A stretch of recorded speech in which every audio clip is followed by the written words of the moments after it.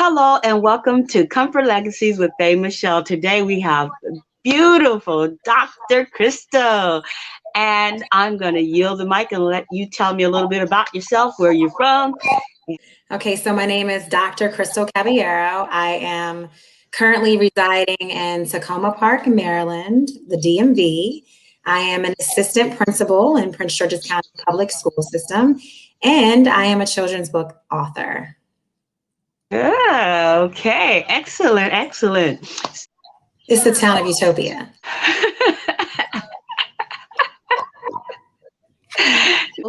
Tell me about the town of Utopia. How'd you come up with the title? Okay, so I grew up in Montgomery County Public School System. Mm-hmm. It was an amazing school system growing up in it. I got a very good education. And what I realized coming up was that I was going to these schools that were very diverse. The schools, they were integrated, but they were really segregated. Like you kind of like different cliques and stuff like that. And because I loved the education that I got while I was in Montgomery County, I became an educator, and I went back to teach in a school district, right?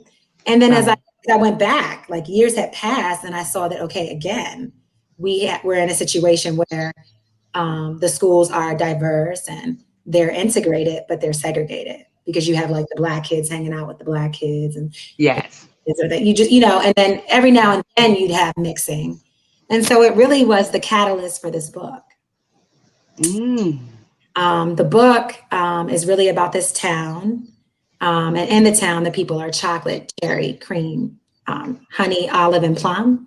And they're living in this octagon. And the octagon is beautiful. Nobody wants to leave it, right? And they're living in it, but they're not really mingling. Everybody's like sticking to their shade, right? And one day, a wise man comes to the town and he observes this segregation, and his thoughts, they ignite a fire, and it causes the people to come to the center of the town and work together. And in them working together, they put the fire out.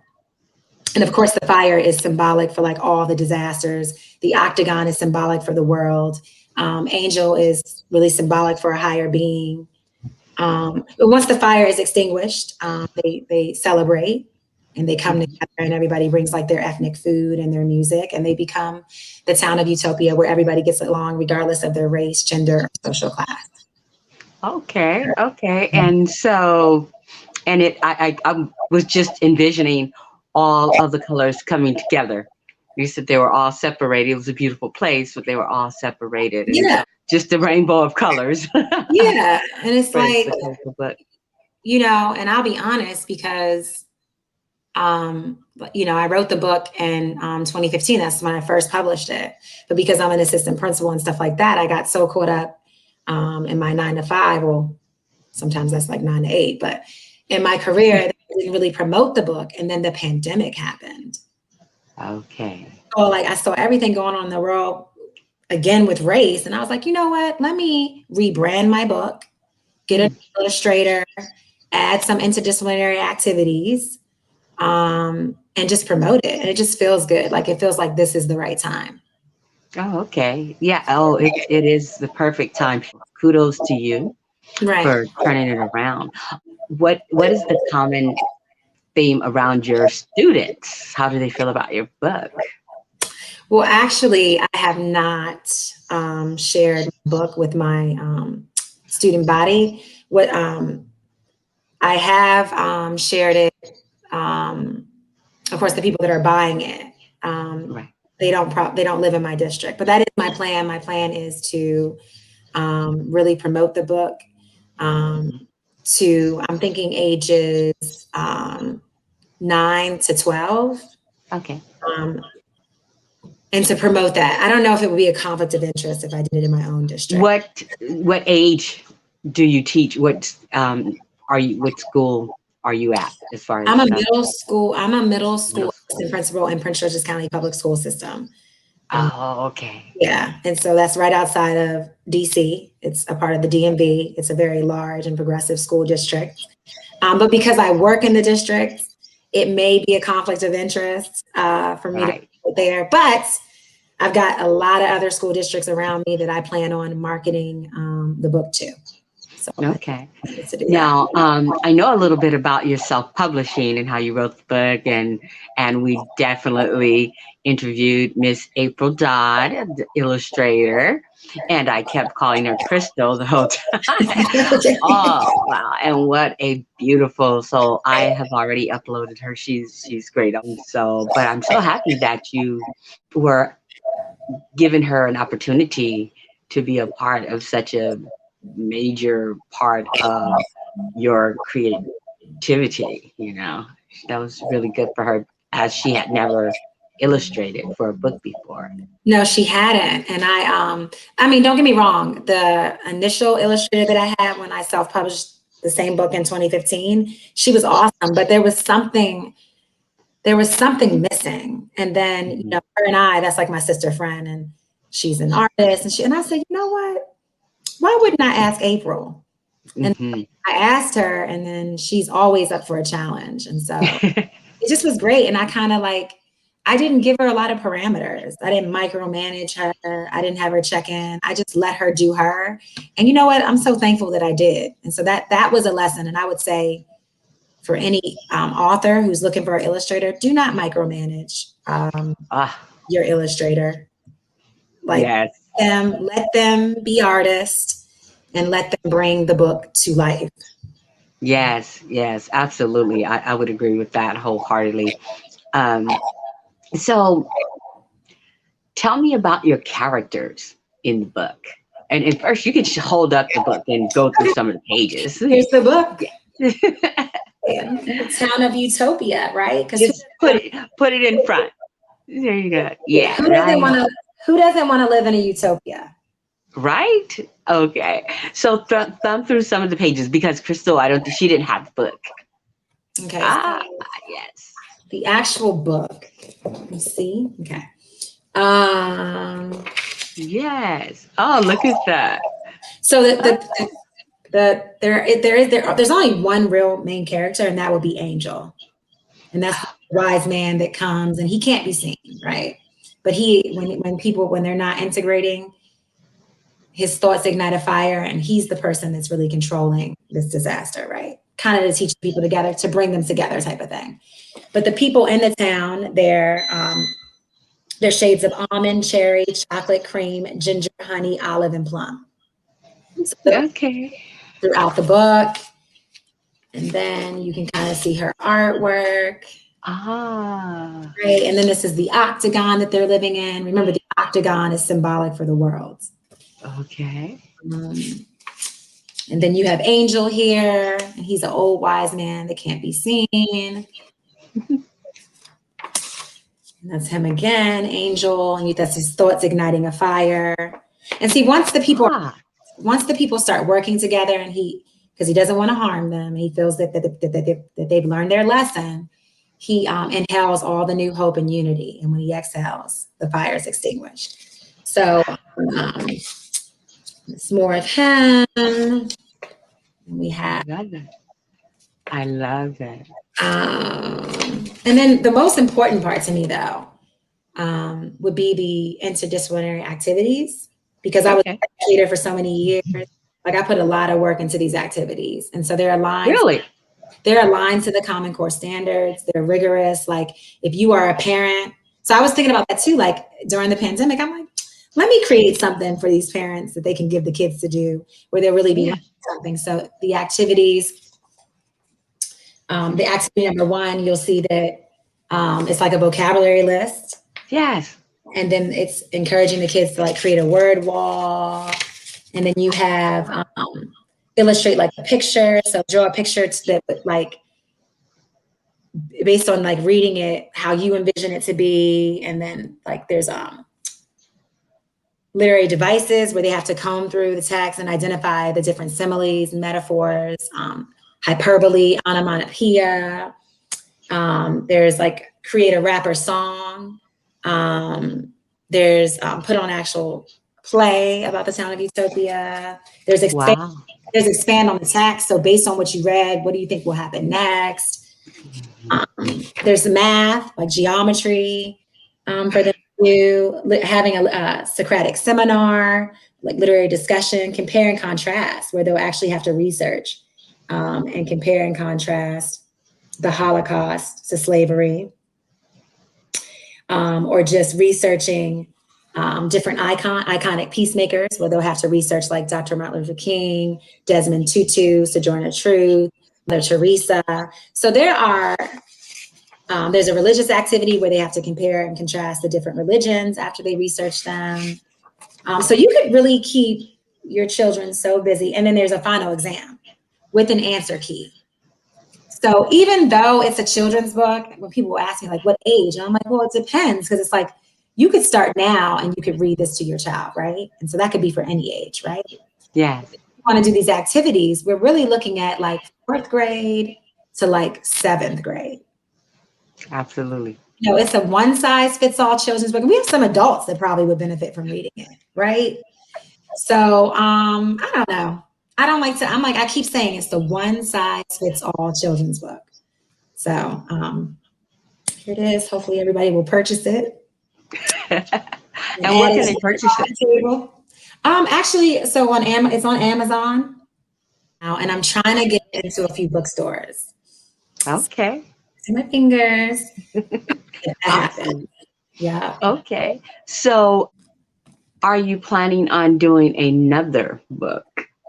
I am. And our whole theme is, our theme, we have a business agreement, and it's any book I write, April will always do the illustrations. So my next book is actually Mommy, I See You. And that's next, and she's working on that. And it's really about, so every book I write really is about me, right? Like I just explained to you, like the catalyst for me writing The Town of Utopia was me realizing that I was in these spaces where we're integrated, but we're segregated, right?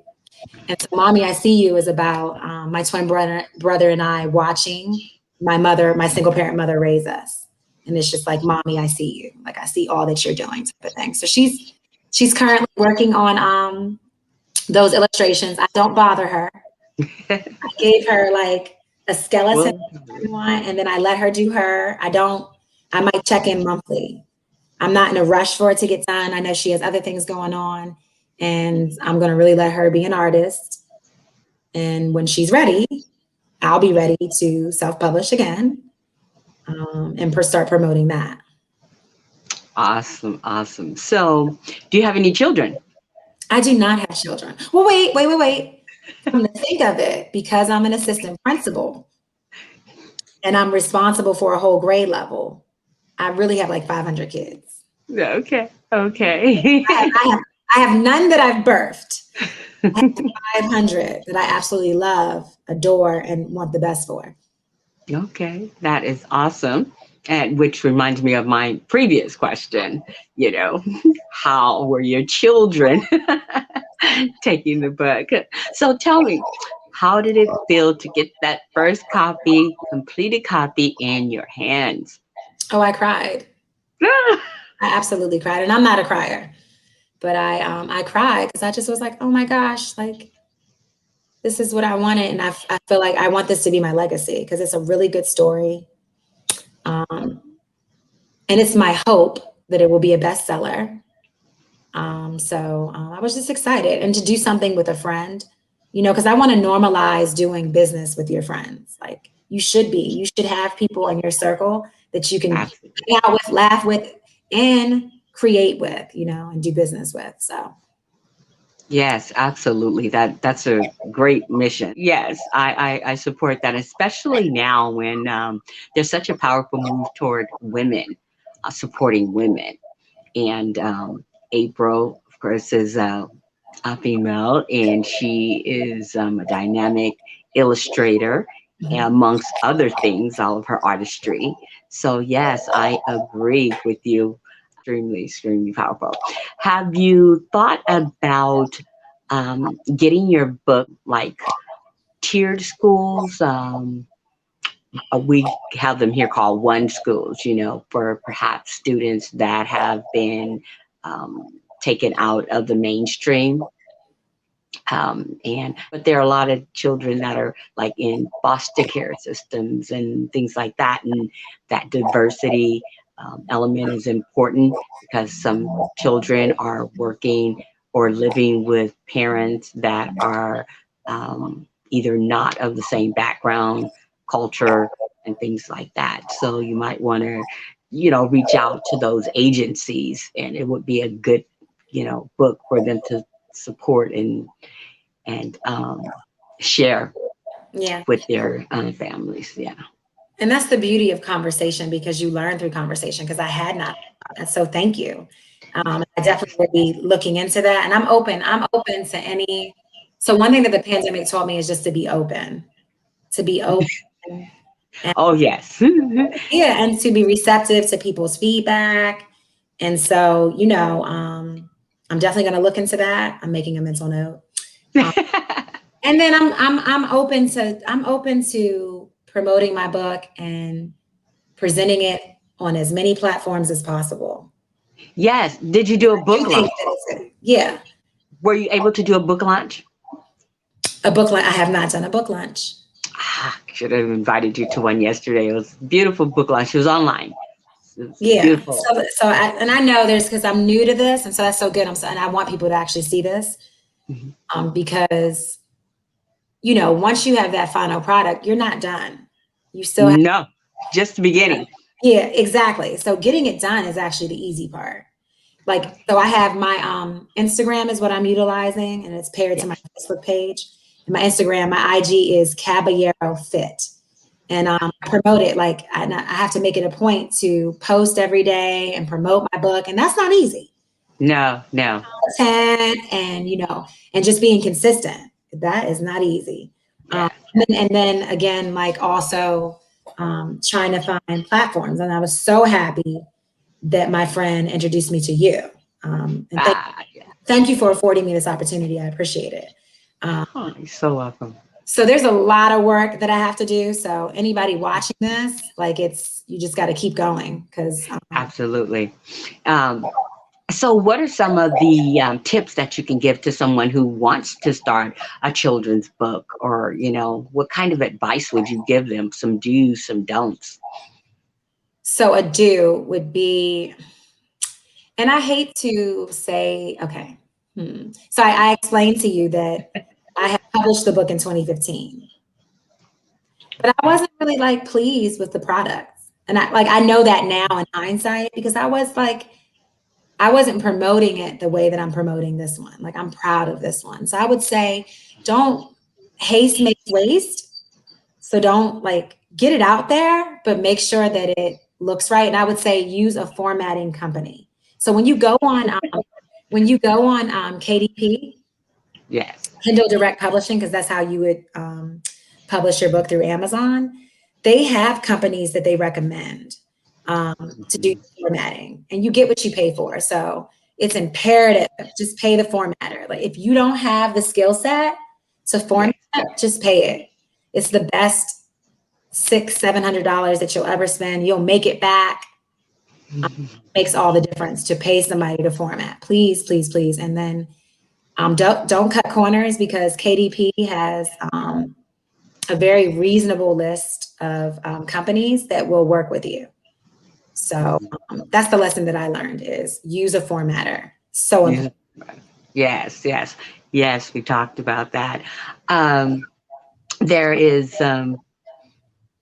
so many ways to publish a book. You can self-publish it. You can use a hybrid, which is, you can use vanity publishing houses, and you can do traditional, and all of these different levels and tiers have different price points and different opportunities of marketing or not marketing and stuff like that. So you get a chance to like choose your level where you want to be. And like you said, don't be afraid to source out the work. right, And it could save you a lot of right. anxiety or anguish, or even that push to complete your book. So that can be a snare. And when it could be just a simple thing, and it makes all the difference in the world. Because you want So it to be something that you're proud of. You want it to, and then yes, the good thing about the formatting is that the formatter is going to make sure that it meets the standards, so it can be sold in other spaces. Absolutely. You don't want to publish something that doesn't meet the criteria where it can be sold in multiple places. So I would just say do your research. Haste makes waste, so don't get it out there, but don't rush to get it out there. When you're interfacing with your illustrator, you got to give them the utmost respect. Yes. And you have to like really let them be the artist. Mhm. Of course, you set constraints and timelines and check-ins. But I know of people who harass their illustrators, and that doesn't just work. So that would True. be my and then it's just like, I'm still learning. Like I don't know it all. And so it's just now what I'm trying to do right now is like I'm an educator first. So I have all these like principal educational leader friends, and I've got that down. I have that click, right? And so now what I'm doing is trying to network and meet Mhm. people who also um publish children's books, and meet mentors and meet people like yourself that Mhm. I learned a lot from you just in this conversation. So I would just tell people that you have to be willing to learn, and you have to be patient because you're not gonna get rich overnight. No. It doesn't work like that. And you What we say, a book is actually your calling card. When you're self-publishing, there's so much that you should consider. For you, you started yours in 2016, and you had a chance to go back and review it and say, okay, I want a finished product. I want something a little bit more. But you had a chance to actually think about the process long before. I fell forward. Like I fell. Yes, It was an epic fail, and I was like, okay, I won't be doing that again. right, exactly. So marketing is one of the major concerns when it comes to a book. You have it, and now what do I do with it? Did I just write it because I want to create a legacy for me and my family, or just for me? Was it something I just had to get out of me? What was it? And then others are like, I have this book. I need to sell this book. I bet several $1,000s. I need to sell this book. And so they kind of feel like they're kind of left out there hanging out. So that's why I love this platform. So I get to meet people like you, people that have different experiences, and willing to share what they have birthed. And it really is taking something out of your own mind and space and putting it into a package, a gift to the world from your perspective. So I love this, and I love what we do here. So you were so excited to want to be on the show, Of and course, definitely. You are the bee's knees, honey. Like you are. Like I think this is an awesome space and forum that you've created, and I'm honored that you wanted to interview me. aw, And I thank hope I hope you. that I can help someone, each one teach one, and I hope that then they will help me, and then it's Yes, everybody's benefiting, and it's fruitful for everybody. So absolutely, absolutely.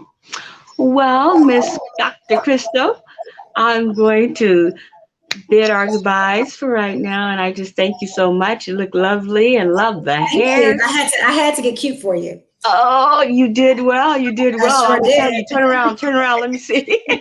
But yeah, look at you did. I That's what I love was it. I going to love it. say. I had to come correct. All right, all right. It's awesome, awesome, awesome. And so, well, we'll say goodbye and thank you, and we will definitely bring you back on, and we'll see where that book goes. And when we get that second one, hey, we're ready. So, Thank you so much. thank you. Bye bye. Bye bye.